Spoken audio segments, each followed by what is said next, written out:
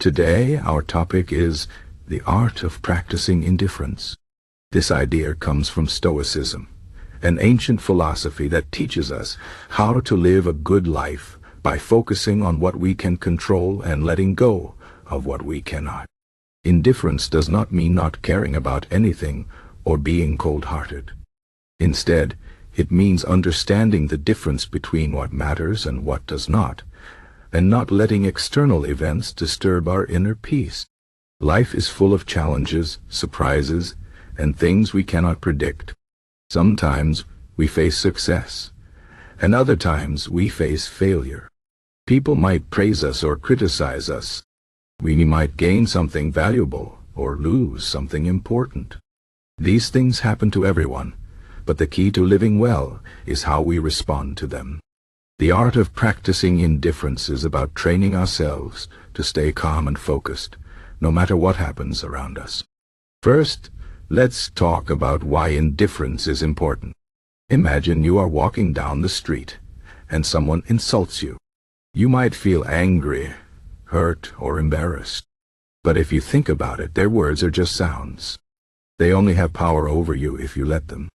The same is true for praise. If someone compliments you, it feels good, but it does not change who you are. Indifference helps us see that both praise and criticism are external. They come from outside, and they do not define us. What matters is how we see ourselves and how we act. When we practice indifference, we stop giving so much importance to things that are not in our control. This gives us freedom. We are no longer slaves to other people's opinions or to the ups and downs of life. Now, let's talk about how to practice indifference. The first step is to understand what is in our control and what is not. According to Stoicism, the only things we can control are our thoughts, our actions, and our attitudes. Everything else, what other people say or do, the weather, the past, the future, is out of our control. When we focus on what we can control, we feel more powerful and less stressed. For example, if you are preparing for an important exam, you can control how much you study and how focused you are. But you cannot control the difficulty of the questions or the mood of the person grading your paper. If you spend time worrying about these things, you waste energy. Instead, focus on doing your best and accept whatever happens. The second step is to practice detachment. Detachment means not getting too attached to things, people, or outcomes. This does not mean you should not care about anything. It means you should care, but not so much that it hurts you. For example, if you love someone, you can care deeply about them, but you should also accept that they have their own free will. They might leave you, hurt you, or disappoint you. If you are too attached, their actions will destroy your peace. But if you practice detachment, you can love them without losing yourself. The same is true for material things. You can enjoy having a nice car or a big house, but you should not let your happiness depend on them.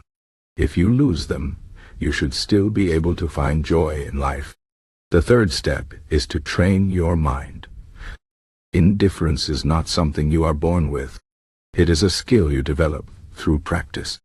One way to train your mind is through negative visualization. This is a Stoic exercise where you imagine losing the things you value.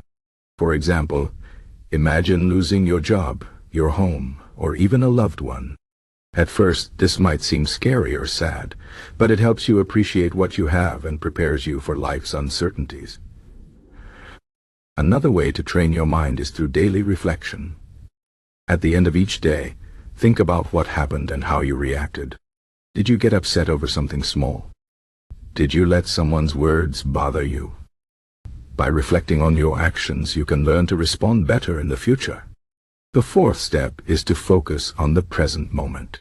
Many of our worries come from thinking too much about the past or the future. We regret things we did or fear things that might happen. But the past is gone, and the future is uncertain. The only moment we have is now. When you focus on the present, you can see things more clearly and act with purpose. For example, if you are having a difficult conversation with someone, Focus on what they are saying and how you can respond calmly. Do not think about what they might say next, or how the conversation might end. By staying present, you can handle the situation better and avoid unnecessary stress. The fifth step is to accept reality as it is. Life is not always fair or easy. Bad things happen to good people, and good things happen to bad people. This is not because the universe is unfair, but because life is unpredictable. When we accept this, we stop fighting against reality and start working with it. For example, if you lose your job, you can complain and feel sorry for yourself, or you can accept it and start looking for a new one. Acceptance does not mean giving up. It means recognizing the situation and taking action without wasting energy on anger or frustration. Finally, let's talk about the benefits of practicing indifference. When you master this art, you become stronger, calmer, and more resilient. You no longer fear failure or rejection because you know they are part of life. You no longer seek approval from others because you find validation within yourself.